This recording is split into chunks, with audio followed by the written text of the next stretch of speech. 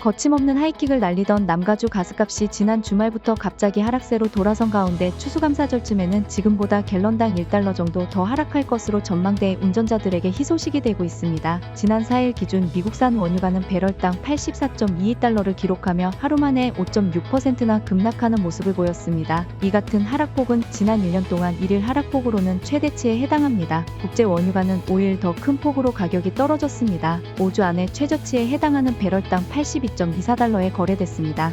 LA 카운티는 6일 가스값이 전날보다 6.2센트 떨어지며 평균 가격이 갤런당 6.083센트를 기록했습니다. 7일 연속 하락세를 이어가고 있습니다. 이 기간 동안 갤런당 23.2센트가 떨어졌습니다. 전국 평균 가격은 5일 기준으로 갤런당 3.77달러를 기록하고 있는데 향후 몇 주 안에 3.50달러 정도까지 더 하락할 것으로 전문가들은 예상하고 있습니다. 일부 전문가는 할로윈에는 갤런당 3.25달러까지 떨어질 수도 있다고 전망했습니다. 전문가들은 남가주 가스값도 추수감사절 무렵에는 5달러 초반대까지 하락할 것으로 내다보고 있습니다. 워싱턴주에서 16년 동안 편의점을 운영해오던 한인 업주가 대낮에 들이닥친 무장강도 총에 맞고 숨지는 사건이 발생했습니다. 지역 매체 코모는 타코마의 사우스 아인스워스에서 무장강도에 총에 맞아 사망한 한인 업주 찰리 박 씨를 추모하기 위한 지역 주민들의 애도 물결이 이어지고 있다고 4일 전했습니다. 타코마 경찰국에 따르면 지난 3일 오후 1시쯤 더 리틀 스토어에서 강도 사건이 발생했다는 신고를 접수했으며 경찰은 출동 직후 현장에서 총상을 입고 쓰러져 있는 박 씨를 발견했지만 이미 숨진 상태였습니다. 목격자 토드 맥카더는 사건 직전 편의점으로 들어가려던 찰나 박 씨가 우리를 향해 손을 흔들었다며 인사를 하는 줄 알았지만 편의점 문을 열려던 찰나 그가 총을 맞고 쓰러졌다고 당시 상황을 전했습니다. 박 씨의 딸 박수민 씨는 아빠의 억울한 희생에 너무 화가 난다며 다시는 이러한 희생자가 나오지 않았으면 좋겠다고 매체와의 인터뷰에서 전했습니다. 이어 그는 이러한 범죄는 경찰관 부족으로 발생한다며 사건 전에도 편의점 도난 미수가 수차례 있었다고 덧붙였습니다. 박 씨의 이웃인 미키 오웬스는 박 씨는 정말 좋은 이웃이자 업주였다며 돈이 부족하면 항상 외상을 선뜻해주는 마음이 따뜻한 사람이었다고 전했습니다. 박 씨와 아내 박정란 씨는 지난 2007년 미국에 이민 와 편의점 운영을 시작했습니다. 유족으로는 20대 딸 박 씨를 비롯해 아버지와 함께 편의점을 운영해온 아들 박민석 씨, 제대를 2개월 앞둔 또 다른 아들 박도권 씨가 있습니다.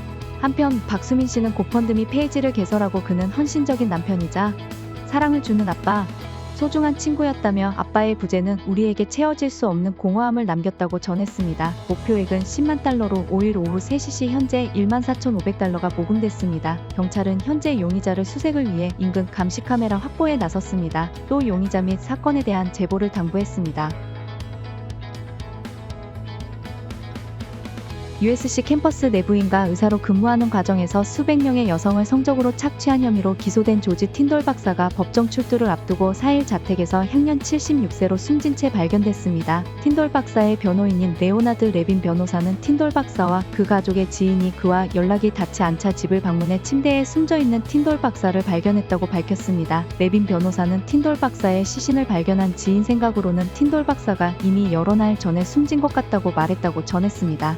틴돌 박사의 정확한 사인 규명을 위해 검시가 진행될 것으로 알려졌습니다. 하지만 가족과 지인들은 그가 자연사한 것으로 보고 있습니다. 틴돌 박사는 2009년부터 2016년 사이 기간 동안 USC 학생보건센터에서 부인과 의사로 근무하면서 수백 명의 여성을 대상으로 성착취 범행을 저지른 혐의로 기소됐으나 무죄를 주장한 뒤 보석금을 내고 석방된 채 생활하고 있었습니다. 만약 그에게 주어진 혐의가 모두 유죄로 확정될 경우 최고 64년 징역형을 선고받을 수 있는 상황이었습니다. 혐의와 관련된 법정 출두는 내년에 열릴 예정이었습니다.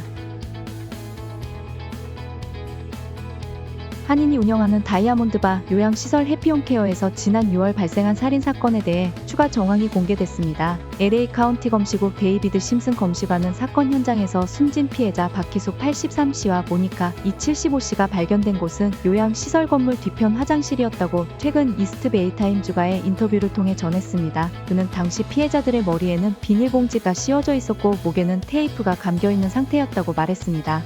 또한 그는 화장실 바닥에서 몇 개의 비닐봉지와 절연 테이프, 벨트, 익스텐션 코드가 발견됐다고 덧붙였습니다. 검시국은 최근 두 희생자가 목 압박 및 질식에 의해 숨졌다며 사망 원인을 공개한 바 있습니다. 이 사건의 피해자인 중국계 간병인 지안춘 리 40는 사건 당일 아침에 도착한 요양시설의 김모 대표에게 내가 나쁜 짓을 한 것 같다며 두 시니어를 살해한 사실을 전한 것으로 알려졌습니다.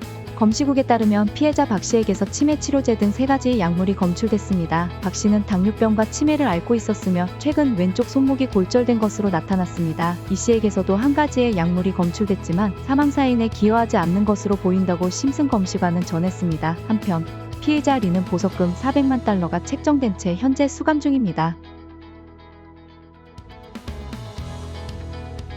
미국 프린스턴 대학교가 복수의 미국 대학 평가에서 랭킹 1위를 기록해 명실상부한 최고의 미 종합대학에 올랐습니다. US 뉴스 앤드 월드 리포트가 최근 발표한 2024 미 전국 대학 평가에서 프린스턴대는 평가 총점 100점을 받아 1위에 올랐습니다. 프린스턴대는 해당 조사에서 하버드대를 2위로 밀어낸 2011년 이후 13년째 부동의 1위 자리를 지켰습니다.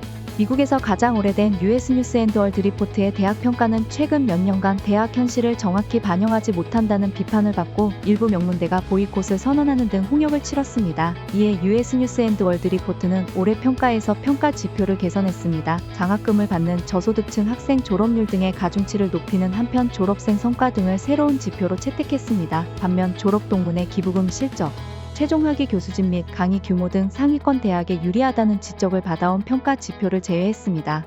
평가 기준 변화에 일부 공립대들은 약진했습니다. 프레즈노 주립대가 지난해보다 64계단 오른 185위, 플로리다 애틀랜틱대가 53계단 오른 209위에 이름을 올리는 등 10여 개 공립대가 적어도 50계단 이상 상승했습니다. 프린스턴대는 미 월스트리트 저널이 칼리지 펄스와 함께 조사해 지난 6일 공개한 대학 평가에서도 1위를 차지했습니다. 프린스턴대는 졸업생 평균 급여 수준에서 82,433달러로 MIT 94,213달러, 펜실베이니아대 84,761달러에 이어 세 번째로 높은 점수를 받았습니다. 교육시설과 교수진, 교과과정, 졸업 비율 등의 측면을 모두 합산한 결과 최고의 대학으로 선정됐습니다. 해당 조사에서 MIT, 예일대, 스탠퍼드대, 콜롬비아대가 각각 2, 3, 4, 5위에 올랐습니다. 집을 빌려주고 돈을 받는 에어비앤비 사업을 한다면 손님을 가려받아야 할 것 같습니다. 한 치과 전문의가 자신의 브렌트우드 저택을 빌려줬습니다. 하지만 투숙객이 약 1년 6개월 동안 나가지 않겠다고 버티고 있어 골치를 앓고 있습니다. 투숙객 여성은 지난 2022년 4월로 계약이 만료됐는데 지금까지 머물고 있습니다. 이 여성은 자신이 그 집에 머물 권리가 있다고 주장했습니다. 실제로 법원에서도 시의 렌트 안정화 조례에 따라 집 주인이 투숙하고 있는 여성을 퇴거시킬 법적 기유가 없다고 결정한 바 있습니다. 투숙 여성은 에어비앤비 계약 만료 이후 지금까지 돈 한 푼 내지 않고 있습니다. 오히려 적반하장격으로 집 주인이 자신에게 이주 비용으로 10만 달러를 주면 나갈 의향이 있다고 제안했습니다. LA 타임스 기자가 투숙 여성에게 인터뷰를 요청했지만 그는 거절했습니다. 대신 그의 변호사가 입을 열었습니다. 자신의 고객은 렌트비를 낼 이유가 없는데 왜냐하면 시에서 현재 자신의 고객이 머물고 있는 방을 승인한 적이 없고 그곳에 있는 샤워 시설도 허가 없이 설치된 것이기 때문이라고 말했습니다. 집 주인이 법을 어겼고 불법 주거 시설을 통해 렌트를 주고 돈을 벌려고 했다는 주장입니다. 게다가 이런 문제점에 대해 이야기가 나왔을 때 집 주인은 바로 잡으려고 노력하지 않고 오히려 투숙 여성을 힘들게 하고 승소할 가능성도 없는 소송을 제기하는 등 자신의 잘못을 감추기에만 급급한 모습을 보였다고 해당 변호사는 말합니다. 집주인은 2019년부터 저택 안에 조그맣게 지은 게스트하우스를 에어비앤비로 렌트를 주기 시작했습니다. 그리고 2021년 9월 문제에 여성이 하룻밤 105달러로 계산해 6개월을 머물겠다는 조건으로 계약을 했습니다. 그가 머문 날은 187일이었고 모든 비용을 더해 총 2793달러를 받았습니다.